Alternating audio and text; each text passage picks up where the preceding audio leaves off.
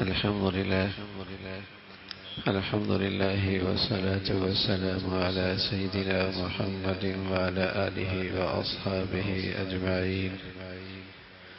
الحمد لله والصلاة والسلام على سيدنا محمد وعلى آله وأصحابه أجمعين. أما بعد فأعوذ بالله من الشيطان الرجيم. بسم الله الرحمن الرحيم. قال قتلت نفسا زكية بغير نفس لقد جئت شيئا نكرا. وأما الغلام فكان أبواه مؤمنين فخشينا أن يرهقهما طغيانا وكفرا. صدق الله العظيم. اللهم صل على سيدنا محمد النبي الأمي وعلى آله وأصحابه وسلم. اللهم صل على سيدنا محمد النبي الأمي وعلى آله وأصحابه وسلم. میرے معزز مسلمان بزرگوں، عزیز بھائیوں اور امت مسلمہ کی مقدس ماں اور بہنوں، اللہ کے پیغمبر ہیں حضرت موسیٰ علیہ السلام، اور ساتھ ہی اللہ کے پیارے حضرت خضر ہیں علیہ السلام. دونوں ایک سفر میں ہیں، تو دوران سفر حضرت خضر ایک بچے کو قتل کر دیتے ہیں.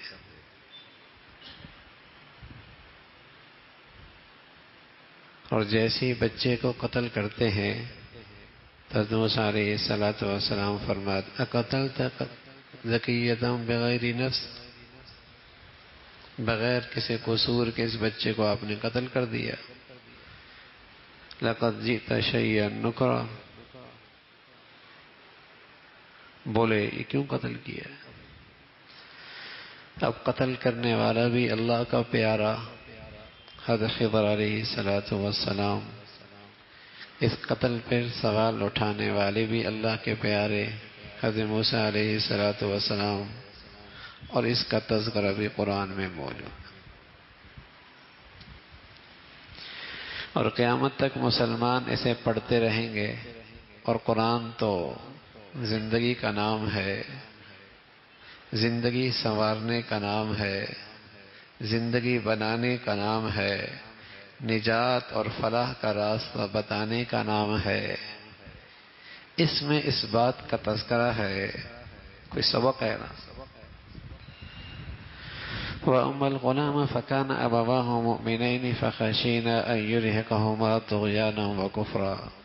یہ حضرت پیارے اللہ کے خضر فرمانے لگے، ہم نے یہ بچہ اس لیے قتل کیا ہے، ان کے والدین نیک آدمی تھے، اور یہ بچہ آگے جا کر اپنے ماں باپ کی نیکی کی زندگی کے لیے خطرہ بننے والا تھا. اس کے ماں باپ نیک تھے، ایمان والے تھے. یہ بچہ آگے بڑھ کر بڑا ہو کے اپنے ماں باپ کی نیکی اور ایمانی زندگی کے لیے خطرہ بننے والے تھے، اس لیے ہم نے اسے قتل کر دیا.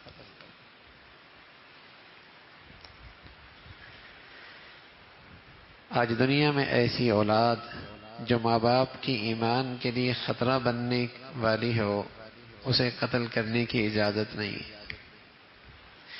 نہ کوئی حکومت کر سکتی ہے، نہ کوئی عدالت اس کی اجازت دے سکتی ہے، نہ اسلام کا یہ قانون اور ضابطہ اور اسلام میں اس کی گنجائش ہے کہ اس خیال سے کہ یہ بچہ ماں باپ کی دینی زندگی کے لیے خطرہ بنے گا اسے قتل کر دو، اس کی اجازت نہیں. لیکن یہاں ایسا ہوا، اور اسے اللہ نے قیامت تک کے لیے قرآن میں محفوظ کر دیا. اجازت نہیں ہے کوئی ایسا سرکش اولاد ہو، اللہ کی نافرمان اور باغی اولاد پیدا ہو جائے اور اپنے ماں باپ کی دینی زندگی کے لیے مصیبت اور ایک بہت بڑی آزمائش بن جائے، اسے قتل کر دے، اس کی اجازت نہیں. اور نہ ہی کوئی اسلامی ریاست، اسلامی عدالت یہ حکم صادر کر سکتی ہے. اور نہ ہی ہماری شریعت میں اس کی گنجائش ہے،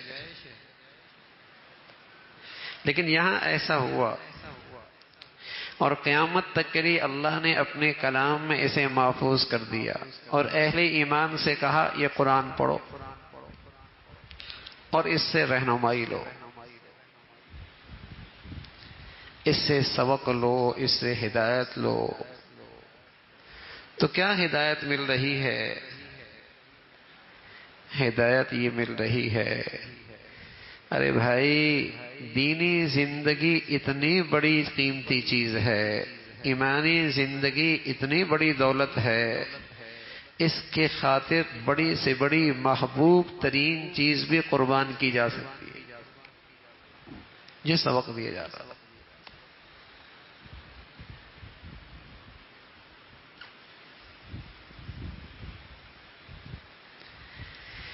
نیکی کی زندگی، یہ ایمان کی زندگی، یہ دین کی زندگی اتنی بڑی دولت ہے، اتنی عظیم الشان اللہ کی طرف سے یہ انعام ہے، اس کی حفاظت کی خاطر دنیا کی محبوب ترین چیز کی قربانی دی جا سکتی ہے۔ یہ سبق ہے۔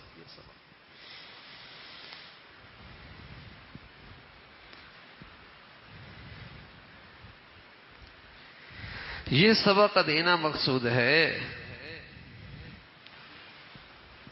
کہ نیکی کی زندگی کی قدر و قیمت میرے دل میں بیٹھ جائے، نیکی کی زندگی کی قدر و قیمت، عظمت، اہمیت میرے دل میں آ جائے۔ آج نیکی کرنے والوں کے دلوں کے اندر بھی نیکی کی عظمت نہیں ہے۔ کیوں؟ جہاں ذرا سا نیکی کی زندگی میں کوئی چیز، کوئی مفادات، کوئی مفاد پیش نظر آتا ہے، نیکی چھوٹ جاتی ہے، مفادات کے پیچھے لگ جاتی ہے۔ نیکی کی زندگی سے دستبردار ہو جاتا ہے، خود غرضی کے پیچھے چل پڑتا ہے۔ نیکی کی زندگی نظر انداز کر دیتا ہے، رسم و رواج کو قبول کر لیتا ہے۔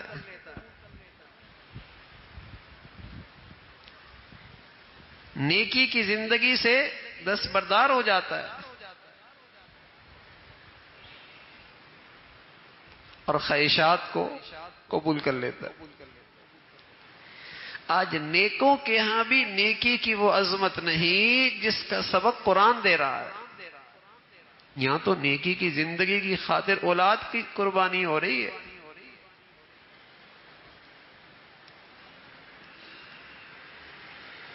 یہاں تو اولاد کی قربانی لی جا رہی ہے۔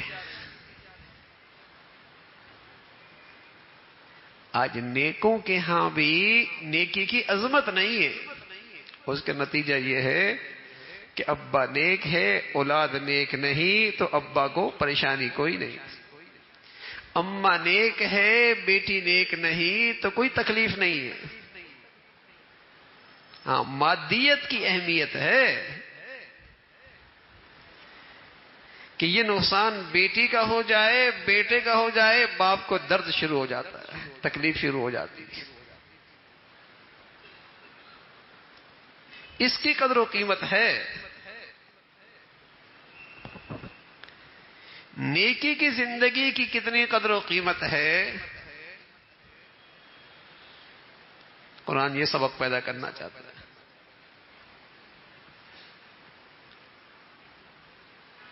اللہ ہمیں نیکی کی زندگی کی قدر و قیمت نصیب فرما دے۔ میرے عزیزو، اگر یہ دل میں آ جائے پھر آدمی بڑے سے بڑے مفاد سے قربانی دینا اس کے لیے آسان ہو جاتا ہے۔ اور یہیں ایک پہلو اور بھی ہے کہ ایک بستی میں گئے، یہ دونوں حضرات بڑے بے مروت قسم کے لوگ تھے، بڑے بے مروت قسم کے لوگ۔ آنے والے مہمانوں کے لیے نہ پانی پوچھا، نہ کھانا پوچھا۔ یہ طویل سفر کر کے آ رہے تھے، بھوکے پیاسے تھے۔ جب اس بستی سے نکلنے لگے تو ایک گرتی ہوئی دیوار کے بارے میں موسیٰ علیہ السلام نے فرمایا چلو اسے کھڑا کر دیتے ہیں۔ اب بتائیے گرتی دیوار کو کھڑا کرنا کتنا مشکل کام ہے، گرتی دیوار کو پھر کھڑا کرنا کتنا مشکل کام ہے۔ اب دونوں اللہ کے یہ پیارے مزدوری پہ لگے تو فرمایا وَأَمَّا الْجِدَارُ فَكَانَ لِغُلَامَيْنِ يَتِيمَيْنِ فِي الْمَدِينَةِ وَكَانَ تَحْتَهُ كَنْزٌ لَهُمَا وَكَانَ أَبُوهُمَا صَالِحًا۔ سبحان اللہ، یہاں بھی وہی سبق ہے کہ یہ گرتی دیوار کو کیوں کھڑا کیا جا رہا؟ بتایا جا رہا کہ اس گرتی دیوار کے نیچے خزانہ ہے، یتیم بچوں کا ہے۔ دنیا میں بچے تو ہزاروں ہوتے ہیں، یتیم بھی ہزاروں ہوتے ہیں۔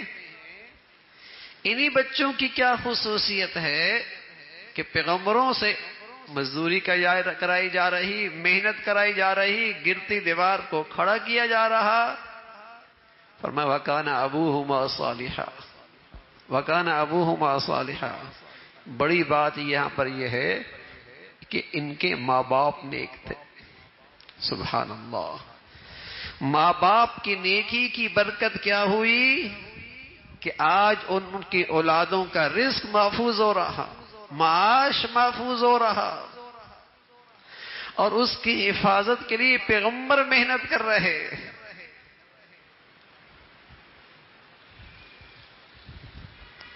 ہم کہتے ہیں نیک بننے سے کیا ہوتا ہے؟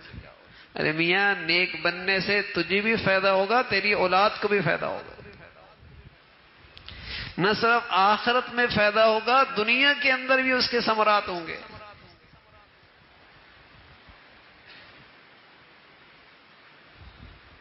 وَكَانَ أَبُوهُمَا صَالِحًا، ماں باپ نیک تھے۔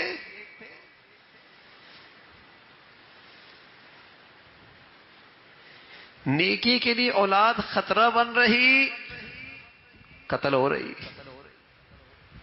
ماں باپ نیک ہیں، اولادوں کے لیے رزق محفوظ ہو رہا، ان کی معیشت معاش کا انتظام ہو رہا۔ دونوں سے سبق ایک ہی ہے، ارے بھائی نیکی کی زندگی کی بڑی قدر و قیمت ہے، نیکی کی زندگی کی بڑی قدر و قیمت ہے۔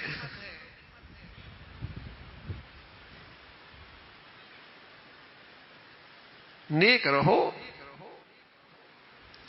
نیکی کو اپنی زندگی کی سب سے بڑی ترجیح بنا لو۔ یہ نہیں کہ جی چاہا تو نیکی کر لی، نہ چاہا تو۔ سری صدیق رحمت اللہ علیہ بڑے بزرگ تھے، لیٹے ہوئے تھے،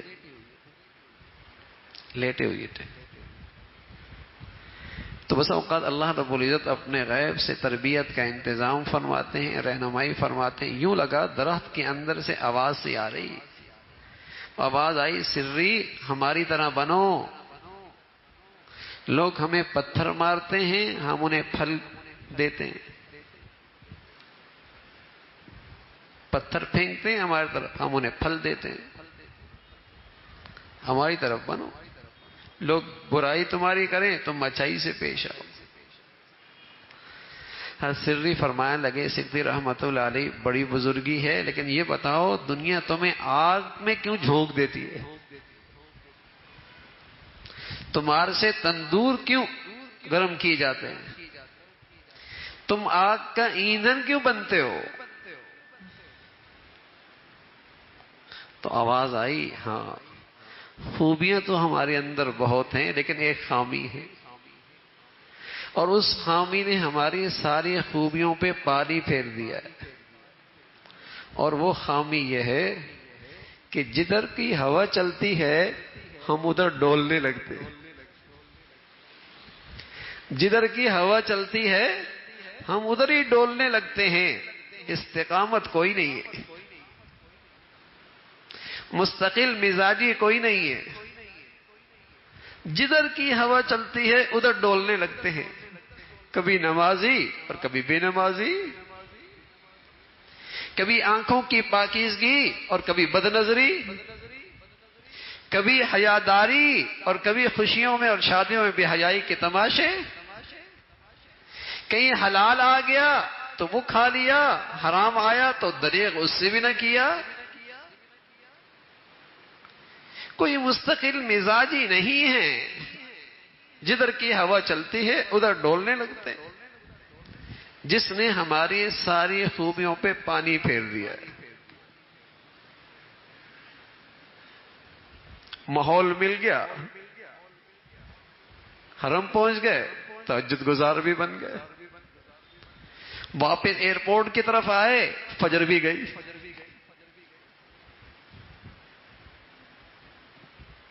فرض بھی گیا. ماحول ملا تو تہجد گزار بھی بن گیا. ذرا ایئرپورٹ کی طرف سفر شروع کیا، فجر بھی گئی، فرض نماز بھی گئی. کہاں گھنٹوں تلاوت کر رہا تھا، ذرا باہر نکلا، یہ آنکھیں حرام دیکھنے لگی.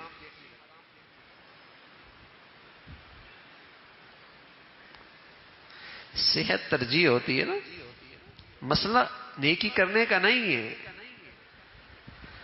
نیکوں کے ہاں مسئلہ نیکی کرنے کا نہیں ہے، مسئلہ ترجیح کا ہے.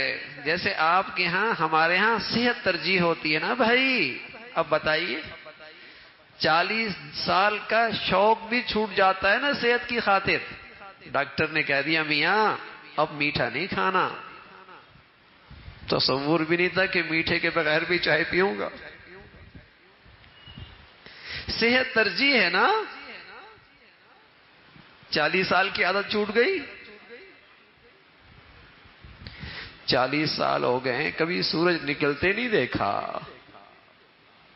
ڈاکٹر نے کہہ دیا میاں سورج نکلنے پہلے واکنگ کرنی ہوگی، چہل قدمی کرنی ہوگی.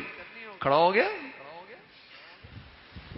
بڈھی بھی ساتھ ہے، بڈھا بھی ساتھ ہے، ہو رہی تفریح. صحت ترجیح ہے نا. صحت جب ترجیح بن گئی اس کی خاطر آسان ہو گیا، اس کی خاطر آسان ہو گیا. نیکی ترجیح نہیں ہے نا. عشاء پڑھ لی، فجر نہیں اٹھی جا رہی. جمعہ پڑھ لیا، فجر نہیں ہو رہی.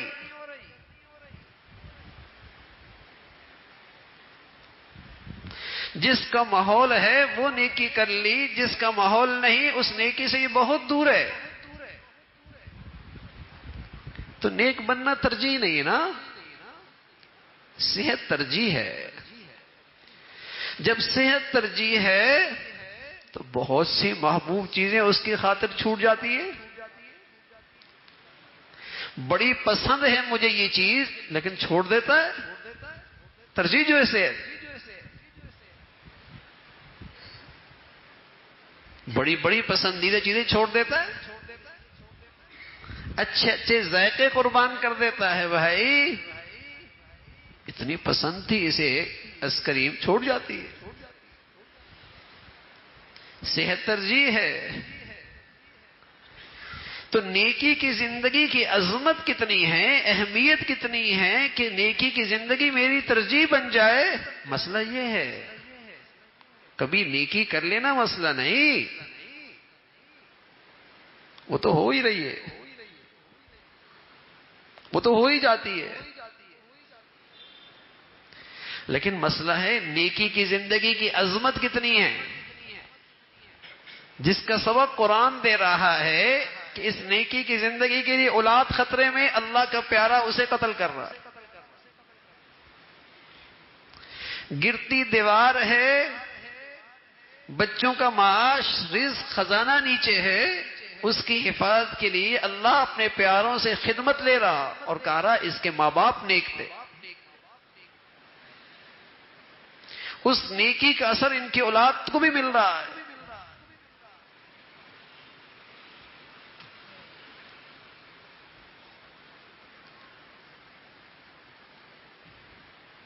تو یہ نیکی کی عظمت، نیکی کی اہمیت کہ نیکی میری زندگی کی ترجیح بن جائے. نیکیاں تو کر لیتے ہیں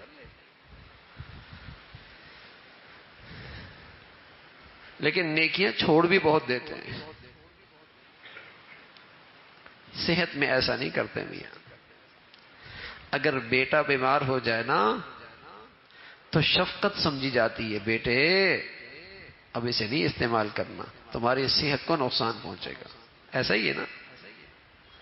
ماں منتیں کرتی ہے، بیٹی اب یہ نہیں کھانا، تیری صحت کا مسئلہ ہے، اور اسے سمجھتی ہے یہ میری شفقت کا تقاضا ہے کہ میں اسے اپنے بچوں کو سمجھاؤں. تو بھائی اگر بڑوں کے ہاں نیکی کی اہمیت ہو جائے، ترجیح بن جائے، بتائیے پھر بچوں کو بے دینی کی طرف جاتے دیکھنا برداشت کریں گے؟ پھر خیر خائی کیا ہوگی؟ پھر خیر خائی کیا ہوگی؟ اپنی پوری توانائی لگا دیں گے کہ میرے بچے نیک رہیں، میرے بچے نیک رہیں، پوری توانائی لگا دیں گے. اب نیکی کی عظمت نہ رہی، اہمیت نہ رہی. ماحول ملتا ہے نیکی کر لیتے ہیں، ابا کرتا ہے بیٹا نہیں کرتا، کان میں جوں نہیں رینگتی، ماں کرتی ہے بیٹی نہیں کرتی، ماں کے ماتھے پہ بل نہیں آتا. یہ نیکی کی عظمت سے محروم ہے. ان کے ہاں نیکی ہے لیکن ان کی زندگیوں میں نیکی کی اہمیت نہیں ہے. انہیں اندازہ ہی نہیں کہ نیکی کی زندگی کیا ثمرات ہیں، اور اس سے محرومی کتنی بڑی بدنصیبی ہے، اور وہ گھرانے کتنے نحوست بھرے ہیں جن گھروں میں نیکی کی زندگی نہیں.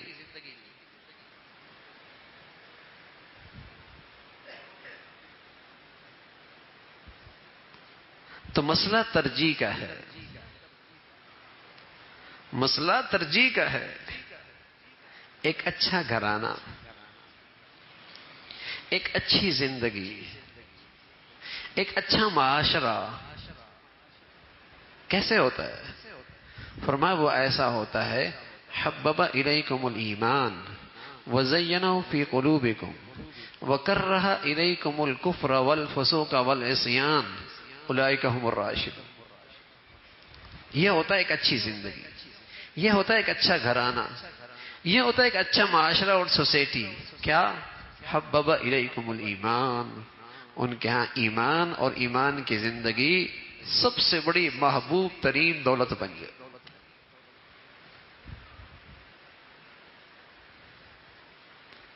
یہ ہے ایک مسلمان کی اچھی زندگی، یہ ہے ایک مسلمان کا ایک اچھا گھرانہ. حبب الیکم الایمان، کہ ایمان اور ایمان کی زندگی وہاں سب سے بڑی ترجیح بن جائے. ہر چیز چھوٹ جا سکتی ہے لیکن ایمان کی زندگی نہیں چھوٹ سکتی. سب کو ناراض کر سکتا ہوں لیکن میں اللہ کا حکم نہیں چھوڑ سکتا. لوگ بھی عجیب ہیں، کوئی گناہ کی مجلس میں دعوت دے، اس لیے چلا جاتا ہوں کہ لوگ ناراض ہو جائیں گے. تو انہیں کیوں احساس نہیں ہے کہ آپ کو گناہ کی طرف بلا رہے ہیں؟ کیا انہیں احساس نہیں ہے کہ آپ بھی ناراض ہو جائیں گے؟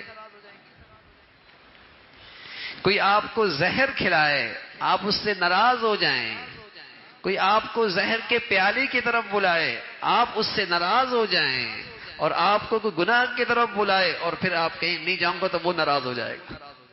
ارے میاں ناراض تو آپ کو ہونا چاہیے کہ اس کو ہمت کیسے ہوئی کہ آپ گناہ کی زہر کی طرف آپ کو بلا رہا.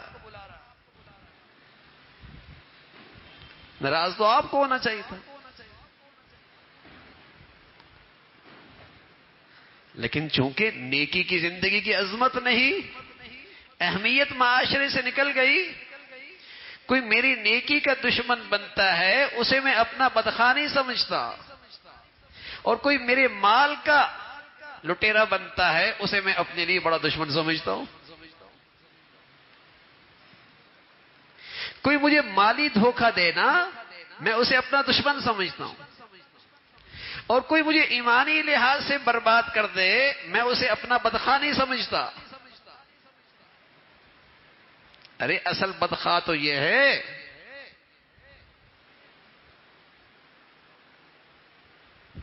یا ویلتی لیتنی لم اتخذ فلانا خلیلا. یا ویلتا لیتنی لم اتخذ فلانا خلیلا لقد اضلنی عن الذکر بعد اذ جاءنی. جب آنکھیں کھلیں گی نا میرے عزیزو، پھر حقیقی بدخواہ نظر آئے گا، پھر حقیقی دشمنی کرنے والا نظر آئے گا، اور کہے گا کاش کہ اس سے دوستی نہ لگائی ہوتی، کاش کہ اس کی صحبت میں نہ گیا ہوتا، کاش کہ اس کو اپنا ساتھی نہ بنایا ہوتا، اور مارے افسوس کے انگلیاں چبا لے گا. یا ویلتا لیتنی لم اتخذ فلانا خلیلا لقد اضلنی عن الذکر بعد. لیکن ظاہر ہے وہاں حسرت، نیری حسرت رہ جائے گی. کیا کر سکتا ہے اس حسرت کا؟ تو وہاں ازالہ ہی کوئی نہیں، اس حسرت کا تو وہاں ازالہ ہی کوئی نہیں، وہاں تو نیری حسرت رہ جائے گی.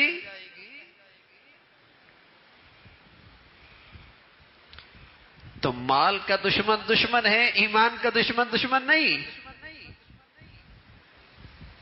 چند ٹکے کوئی لوٹ لے، وہ میرا بدخواہ اور میری دیری زندگی اجاڑ کے رکھ دے، وہ پھر بھی میرا دوست. نیکی کی عظمت نہیں ہے. 40 سال سے کاروبار اکٹھا کر رہے تھے، آخر میں اس نے دھوکہ دے دیا. 40 سال سے ہم پیالہ، ہم مجلس، ہم نوالا، ہم پیالہ، اٹھنا بیٹھنا زندگی ساتھ گزری. اس نے مالی طور پہ 40 سال کے بعد نقصان دے دیا. کیا کہتا ہے؟ اس کی شکل نہیں دیکھنا چاہتا. یار میرے سامنے اس کا تذکرہ نہیں کرو، نہ میں اس کی شکل دیکھنا چاہتا ہوں، نہ اس کی بات سننا چاہتا ہوں. 40 سال سے دوستی تھی، تعلق تھا، رشتہ تھا، کھاتا پیتا ساتھ. مالی نقصان کیا پہنچا؟ کہتے شکل نہیں دیکھنا چاہتا. تو مال کی اہمیت ہے نا، مال کی عظمت ہے نا. اور میری ایمانی زندگی کے لیے یہ نقصان دہ ہے، لیکن پھر بھی دوستی ہے، پھر بھی تعلق ہے.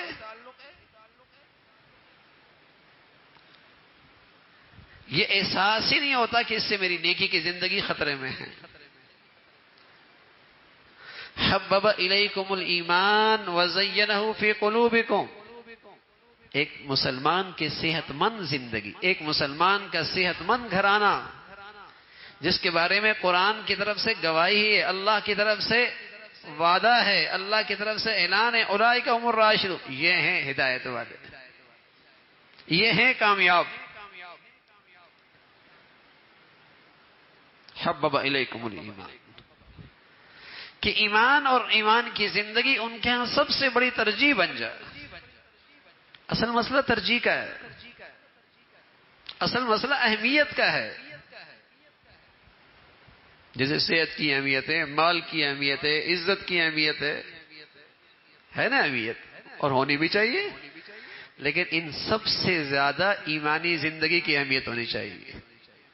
سمجھدار عقل مند آدمی ایمان کی زندگی کی اتنی اہمیت ہوتی ہے، مال چلا جائے برداشت کر لیتا ہے، عزت چلی جائے برداشت کر لیتا ہے، جان چلی جائے برداشت کر لیتا ہے، ایمان چلا جائے اسے برداشت نہیں کرتا.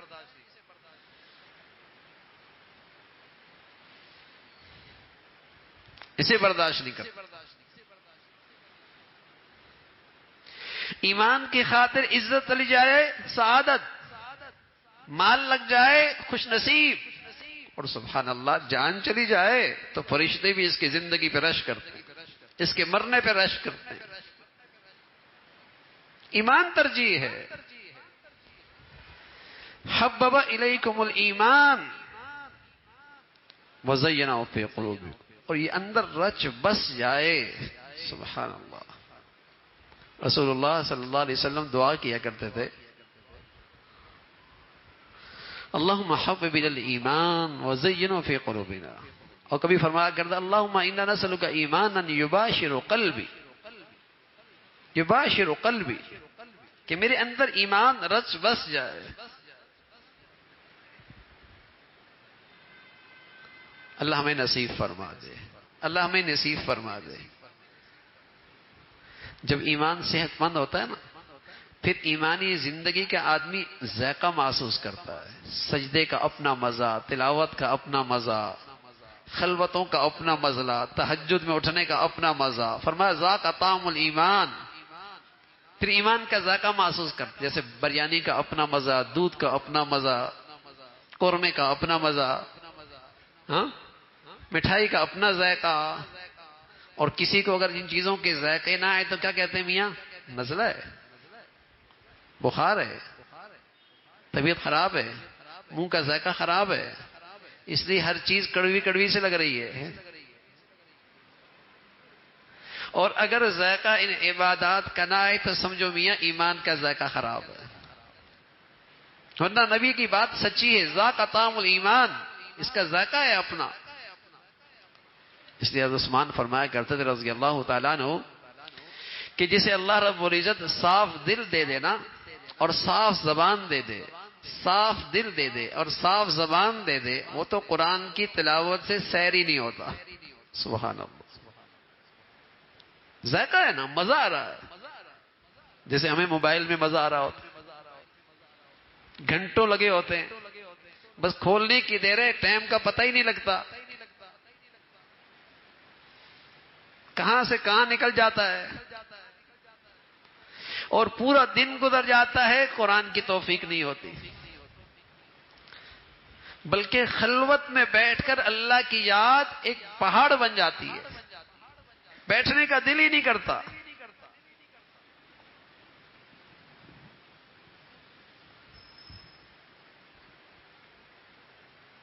ذائقہ خراب ہے، ذائقہ ہی خراب ہے. فرمایا حبب الیکم الایمان وزینہ فی قلوبکم. اور جب ایمان کی زندگی صحت مند ہوتی ہے نا تو اس کی علامت کیا ہوتی ہے؟ وکرہ الیکم الکفر والفسوق والعصیان.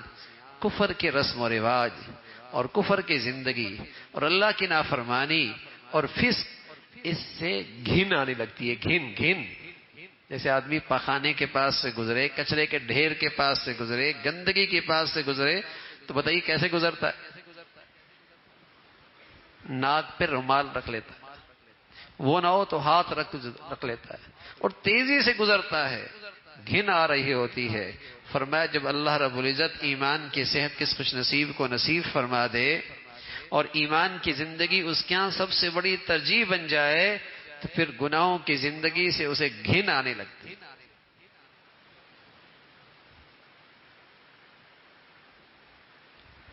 پھر گناہوں کی زندگی سے اسے گھن آنے لگتی ہے. جب ایمان کی زندگی ترجیح بن جائے نا اور اس کی زندگی میں سب سے بڑی اہمیت ایمان کی زندگی کی ہو جائے، پھر گناہوں سے گھن آنے لگتی.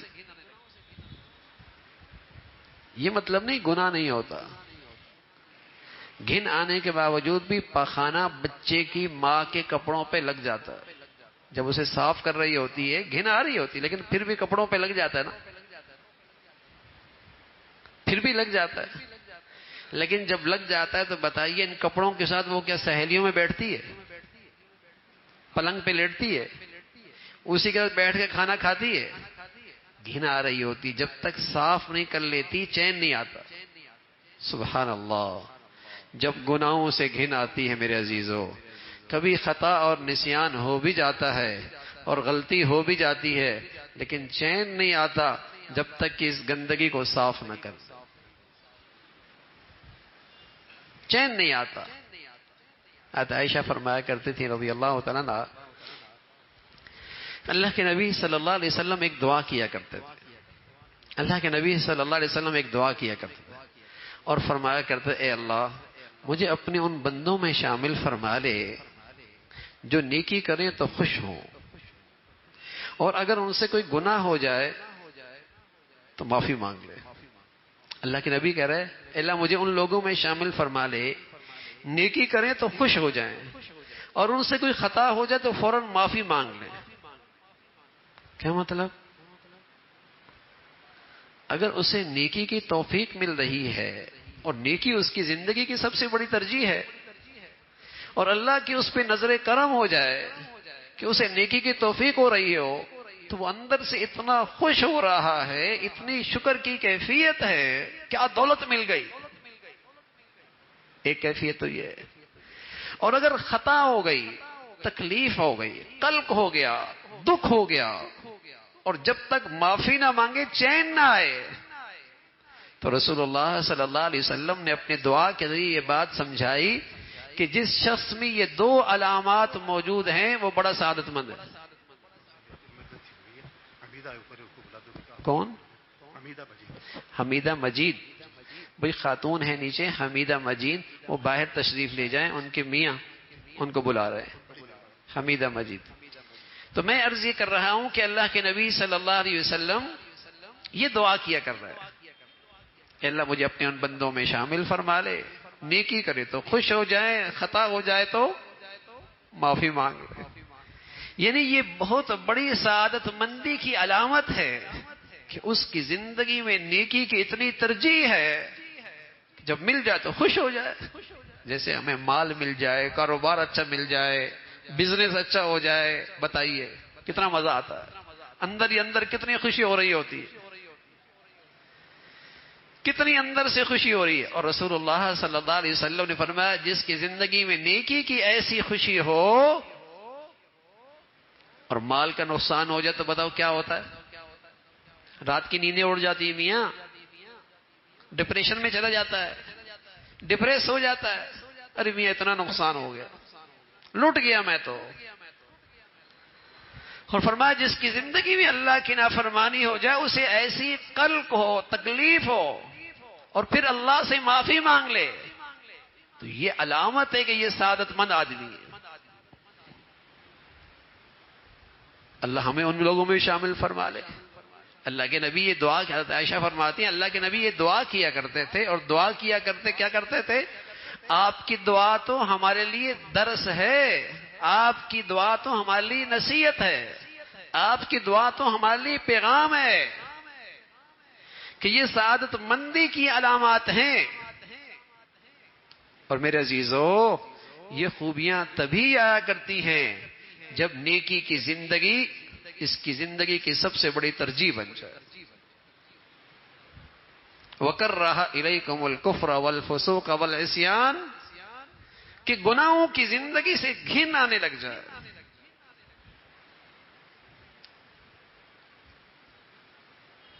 بتائیے نا، چور ڈاکو سے آپ نفرت نہیں کرتے؟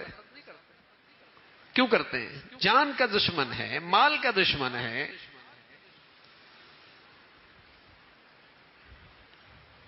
جان کا دشمن ہے، مال کا دشمن ہے۔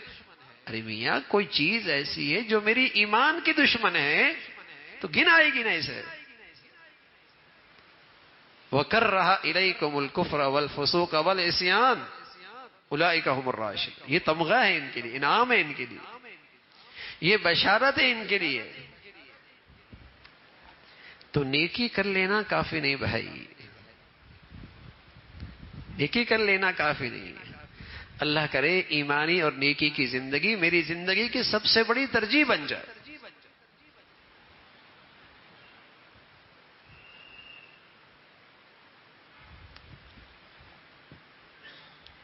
پھر استقامت ملتی ہے، پھر استقامت ملتی ہے، پھر بڑے سے بڑے مفادات کے سامنے بھی، اور بڑے سے بڑے رسم و رواج کے سامنے بھی، اور بڑی سے بڑی ازمائشی کے موقع پر بھی یہ کیا لگتا ہے؟ یہ نیکی لگتا ہے، یہ اللہ والا ہی لگتا ہے، یہ اللہ کا فرما بردار ہی لگتا ہے۔ کچھ بھی ہو جائے اسے پتا ہے میری زندگی تو نیکی سے بنی گی، اور میری زندگی میں جو بربادی اور ہلاکت آئے گی وہ تب آئے گی جب میں نیکی کی زندگی سے دور ہوں گا۔ اس لیے کہ وہ گھڑی انسان کی زندگی کی منحوس ترین گھڑی ہوتی ہے، وہ گھڑی انسان کی زندگی کی سب سے منحوس گھڑی ہوتی ہے جس گھڑی وہ اللہ کی نافرمانی کر رہا ہوتا۔ اللہ معاف فرمائے، اللہ حفاظت فرمائے۔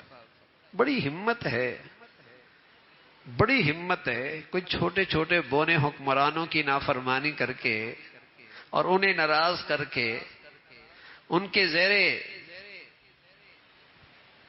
زیر حکومت، ان کے جو حکومت ہوتی ہے وہاں سکون سے کاروبار اور زندگی نہیں گزار سکتا، اور کوئی بادشاہوں کے بادشاہ کی نافرمانی کرتا رہے اور پھر سکون کی زندگی گزار سکتا ہے؟ ہم نے تو آج تک کسی کو نہیں دیکھا، ہم نے تو آج تک کسی کو نہیں دیکھا۔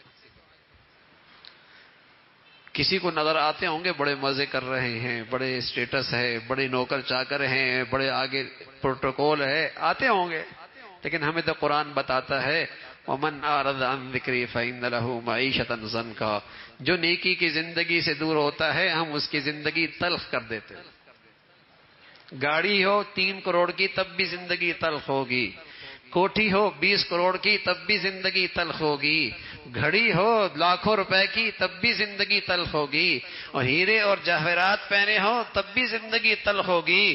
اگر نیکی کی زندگی سے دور ہے کچھ بھی رہ لے زندگی تلخ ہوگی۔ ہمیں تو اللہ نے بتا دیا، ہمیں نہیں دھوکہ کھانا چاہیے۔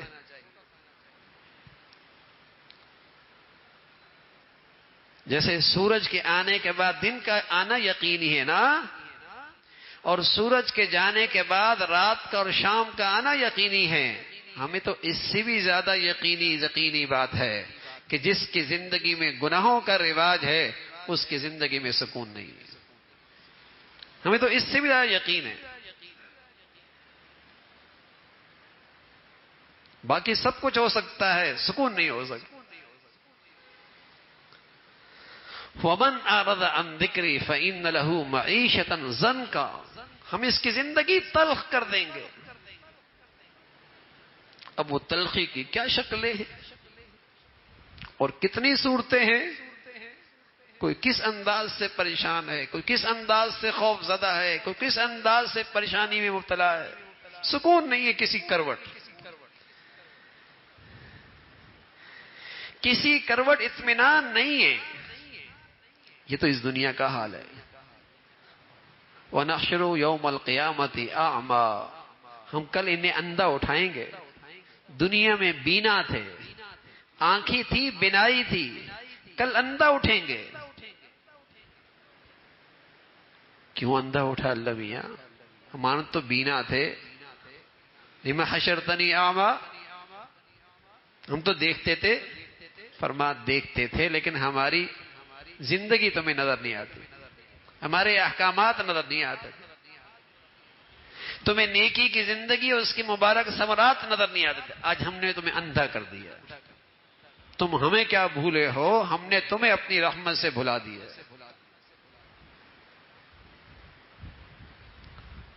تو میرے عزیزو، نیکی کی زندگی ہماری زندگی کی سب سے بڑی ترجیح بن جائے،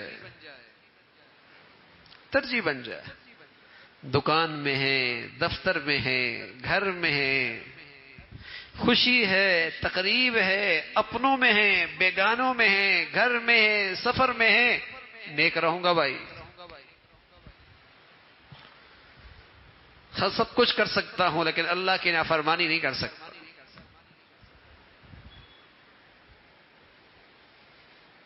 ترجیح بن جائے، ہر حال میں نیک ہے، تو یہ اللہ کا بندہ ہوتا ہے نا۔ بندگی تو اس کا نام ہے۔ غلام اپنے مالک کا ماتحت ہوتا ہے اور ہر وقت مالک کی مان کے چلتا ہے نا۔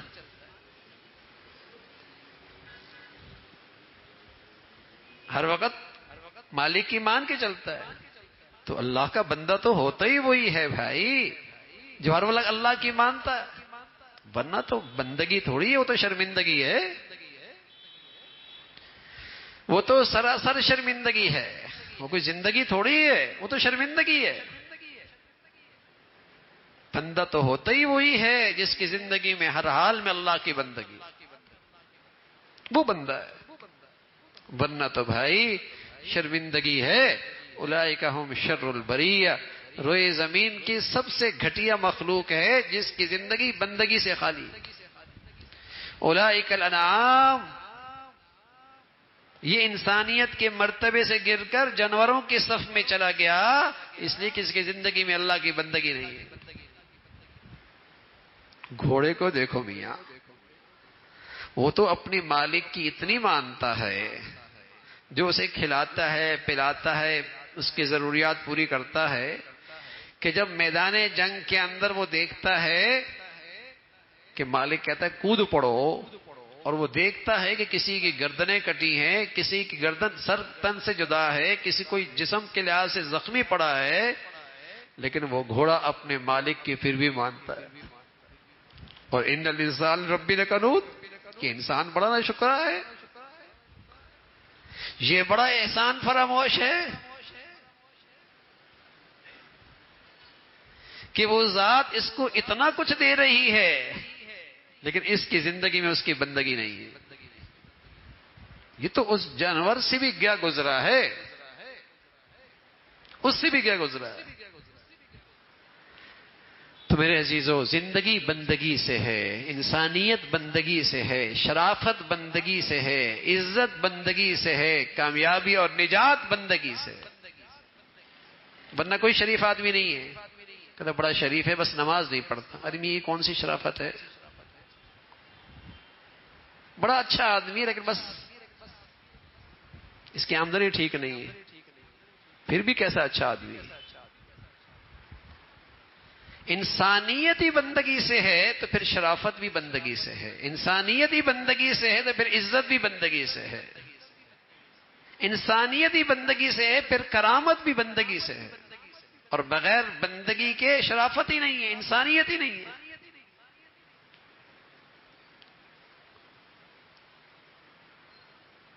تو نیکی کی زندگی ہماری زندگی کی سب سے بڑی ترجیح ہو میرے عزیزو. اور اس ترجیح میں جب زندگی گزر رہی ہوتی ہے اور پھر بھی خطا ہو جائے اور پھر بھی کوئی غلطی ہو جائے تو اللہ کرے تکلیف ہو، دکھ ہو، غم ہو، اور یہ چیز مجھے فوراً آمادہ کرے توبہ کرنے پر، معافی مانگنے پر.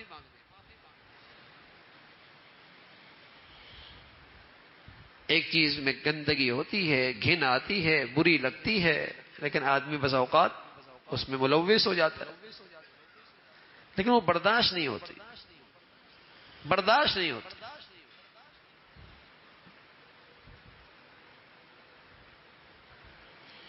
تو اسی طرح جب نیکی کی زندگی ترجیح بنتی ہے تو پھر گناہ زندگی میں برداشت نہیں ہوتے، اللہ کی نافرمانی زندگی میں برداشت نہیں ہوتی.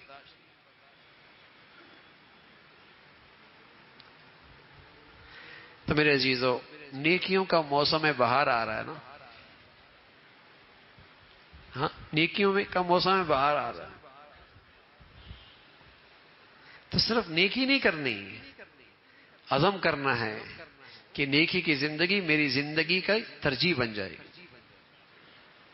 100% نیکی کی زندگی اور ہر حال میں نیکی کی زندگی اور ہر حال میں اللہ کی بندگی. یہ نہیں ہے بھائی کبھی اللہ کا بندہ نظر آئے، کبھی شیطان کا بندہ نظر آئے، کبھی اللہ کا فرما بردار اور کبھی اللہ کا نافرمان. یہ ملاوٹ نہیں ہوئی، ملاوٹ سے تو ساری بندگی ختم ہو جاتی ہے. ایک شخص آئے حضور علیہ الصلوۃ والسلام کی خدمت میں، کہنے لگے یا رسول اللہ میں سب سے بڑا نیک بننا چاہتا ہوں، میں سب سے بڑا نیک بننا چاہتا ہوں، احب ان اکون اعبد الناس، میں سب سے بڑا نیک بننا چاہتا ہوں. تو پیارے رسول صلی اللہ علیہ وسلم فرمانے لگے اتق المحارم تکن اعبد الناس، حرام سے بچ جا سب سے بڑا نیک بن جائے گا. حرام نہ آئے، تیری نیکی کی زندگی میں گناہوں کی ملاوٹ نہ آنے پائے، یہی سب سے بڑی نیکی ہے. عبداللہ ابن عباس رضی اللہ عنہ بڑے آدمی تھے اور ان کے علم کے پیچھے اللہ کے نبی کی دعا تھی. امام المفسرین تھے، فرمایا کرتے تھے ان للحسنۃ ضیاء للوجہ وقوۃ فی البدن وسعۃ فی الرزق ومحبۃ فی قلوب الناس. جب نیکی خالص ہو نا، نیکی خالص ہو تو اس کے ثمرات اس دنیا میں ملتے ہیں. ضیاء للوجہ، اللہ رب العزت چہرے کو بارونق بنا دیتے، اللہ رب العزت چہرے کو بارونق بنا دیتے ہیں. ان للحسنۃ ضیاء للوجہ، بارونق چہرہ. اور سبحان اللہ، جیتی جی بھی اور مرنے کے بعد بھی. ہم نے تو ایسوں کو بھی دیکھا جو دنیا کے جا رہے تو ایسا لگا جیسے کوئی چیز دیکھی خوبصورت مسکرا رہے ہیں. ان للحسنۃ ضیاء للوجہ، خالص نیکی کی وجہ سے چہرہ بارونق ہو جاتا، کشش آ جاتی ہے، اطمینان آ جاتا ہے، چہرے کا سکون. سبحان اللہ، بعض چہرے اتنے پریشان کن ہوتے ہیں کہ آدمی دیکھتے ہی پریشان ہو جائے، اور بعض چہرے اتنے مطمئن ہوتے ہیں کہ چہرے دیکھ کر آدمی کو اطمینان مل جاتا ہے۔ مطمئن چہرہ، ان للحسنۃ ضیاء للوجہ وقوۃ فی البدن، سبحان اللہ۔ فرمایا اللہ اس کی زندگی، اس کی طاقت میں، صحت میں برکت عطا فرماتا ہے۔ وسعۃ فی الرزق، اللہ اس کے ہاں رزق کی تنگی ختم فرما دیتے ہیں، رزق کی تنگی نہیں آتی اس کے پاس، خالص نیکی کی برکت سے رزق میں تنگی نہیں آتی۔ اور تنگی کیوں آئے بھائی؟ وہ تو کچھ نہ ہونے کے باوجود بھی اندر کا غنی ہوتا ہے، وہ پھر بھی اپنے آپ کو بادشاہ سمجھتا ہے، اس لیے کہ اس کی نظریں ہی اللہ کے انعامات پر ہوتی ہیں، اور وہ کہتا ہے اللہ میں تو اس کا لائق بھی نہیں تھا، آپ نے تو مجھے میری حیثیت سے زیادہ دے رکھا ہے۔ اس کو کہاں رزق کی تنگی آئے گی؟ اور چوتھی چیز فرمائی ان للحسنات نتیجہ ومحبۃ فی قلوب الناس، ومحبۃ فی قلوب الناس، یہ وہ محبت ہے جو خالص نیکی سے ملتی ہے، جو اللہ کی واسطے سے آتی ہے، کہ اللہ پہلے محبت کرتے ہیں، پھر اللہ کے فرشتے محبت کرتے ہیں، پھر روئے زمین میں اللہ اپنے پیاروں کے دلوں میں اس کی محبت ڈال دیتا ہے، اور یہ خالص نیکی کی برکت ہوتی ہے کہ سلیم الفطرت لوگوں کے دلوں میں اس کی محبت اور عزت آ جاتی ہے، اور یہ جیتی جی بھی ہوتی ہے، مرنے کے بعد بھی ہوتی ہے۔ یہ غریب نے امیرانہ کپڑے پہنے ہو، یہ غربت کے کپڑے پہنے ہو، تب بھی ہوتی ہے، عہدے پہ ہو تب، عہدے پہ نہ ہو تب بھی ہوتی ہے۔ ورنہ جسے شہرت کہتے ہیں نا بھائی، وہ شہرت تو عہدے کی ہوتی ہے، منصب کی ہوتی ہے، اور جہاں وہ منصب گیا، عہدہ گیا، وہ ڈپریشن میں آ گیا، کوئی پوچھتا ہی نہیں ہے، کوئی سلام ہی نہیں کرتا، کوئی دعوت نامہ ہی نہیں بھیجتا، تو اس کی عزت تھوڑی تھی، وہ تو عہدے اور منصب کی تھی، وہ عہدے اور منصب کے ساتھ چلی گئی۔ لیکن جو محبت اور عزت نیکی کی بدولت اللہ کی طرف سے ملتی ہے، وہ جیتے جی بھی ہوتی ہے، مرنے کے بعد بھی ہوتی ہے۔ صدیاں سال گزر گئیں، ہم کسی نیک آدمی کا نام لیتے ہیں تو کہتے ہیں نور اللہ مرقدہ، دعا دیتے ہیں اے اللہ تو اس کی قبر کو منور کر دے، کہتے ہیں رحمت اللہ علیہ، اے اللہ تو اس پہ اپنی رحمت فرما دے۔ ہاں، تو یہ جو محبت ہے یہ اللہ کی طرف سے آتی ہے۔ تو عبداللہ ابن عباس فرمایا کرتے تھے رضی اللہ تعالیٰ عنہ، نیکی جب خالص ہو اللہ ہمیں نصیب فرما دے، اللہ ہمیں نصیب فرما دے، اور نیکی کی زندگی ہماری سب سے بڑی ترجیح بن جائے۔ بھائی جو کچھ کہا سنا، اللہ عمل کی توفیق نصیب فرمائے۔ وآخر دعوانا الحمد للہ رب العالمین۔ اللہم لک الحمد کلہ ولک الشکر کلہ، اللہم لک الحمد کلہ ولک الشکر کلہ، اللہم اعنا علی ذکرک وشکرک وحسن عبادتک، اللہم اعنا علی ذکرک وشکرک وحسن عبادتک، یا ارحم الراحمین یا ارحم الراحمین۔ جو کچھ کہا سنا عمل کی توفیق نصیب فرما، ایمان والی، عافیت والی، صحت والی زندگی عطا فرما، یا ارحم الراحمین۔ اپنی پسند کا جینا نصیب فرما، کلمے والی موت نصیب فرما، نیکی کی زندگی، نیکی کی عظمت، اہمیت نصیب فرما، ہر حال میں اپنی بندگی، اپنی فرما برداری نصیب فرما، یا ارحم الراحمین۔ اپنی فرما برداری کی زندگی آسان فرما، گناہوں کی گندگیوں سے، نحوستوں سے ہمیں اپنے گھر، خوشیاں، زندگیاں پاک رکھنے کی ہمت اور توفیق نصیب فرما، اپنے فضل سے تمام حاضرین حاضرات کی تمام زائد حاجات کو پورا فرما، تمام سامعین سامعات کی مشکلات کو آسان فرما، پریشانیوں کو ختم فرما، اپنے فضل سے یا مولا کریم ہمیں اپنے بچوں کی تربیت کے، تعلیم کے، زندگی کے صحیح فیصلے کرنے کی توفیق عطا فرما، ہماری اولادوں کو ہمارے لیے آنکھوں کی ٹھنڈک بنا، صدقہ جاریہ بنا، راحت کا ذریعہ بنا، جو اولاد کے حقوق ماں باپ پر ہیں ان کی ادائیگی آسان فرما، اولادوں کو ماں باپ کا فرما بردار بنا، یا ارحم الراحمین۔ اپنے فضل سے، اپنے کرم سے ساری امت مسلمہ کے حال پہ رحم فرما، مسلمانوں کو ایمان اسلام پر باہمی اتفاق اتحاد نصیب فرما، رنگ نسل وطن علاقے نفرتوں کی جتنی شکلیں ہیں مسلمانوں کو اس سے محفوظ فرما، دنیا بھر کے مظلوم مسلمانوں کے مولا کریم مدد اور نصرت فرما، دین کی خدمت کے جتنے شعبے جتنی شکلیں ہیں جو تیرے ہاں مقبول ہیں سبھی کی حفاظت فرما، کام کرنے والوں کی مدد اور نصرت فرما، مساجد کی، مدارس کی، مکاتب کی، علماء کی حفاظت فرما، اپنے پیاروں کی عظمت محبت صحبت نصیب فرما، شریروں سے فسادیوں سے بے دینوں سے اس امت کی حفاظت فرما، وطن عزیز کو امن اور سلامتی کا گہوارہ بنا، یہاں ایمان ہدایت کی فضاؤں کو عام فرما، جو نیکی کی طاقتیں ہیں حکمت اے اللہ تعمیر کی قوتیں ہیں اے اللہ اپنی نیکی کی صورتیں ہیں انہیں غلبہ نصیب فرما، شر کی اور برائی کی اور تخریب کی اور بے حیائی کی جتنی طاقتیں ہیں انہیں نیست و نابود فرما، یا ارحم الراحمین اپنے فضل سے ہم سب کے حال پہ رحم فرما، ہمارے ملک پہ رحم فرما، ہمارے شہر پہ رحم فرما، ہم سب کے حال پہ رحم فرما، ربنا تقبل منا إنك أنت السميع العليم وتب علينا إنك أنت التواب الرحيم، وصلى الله على سيدنا محمد وعلى آله وأصحابه أجمعين برحمتك يا رب.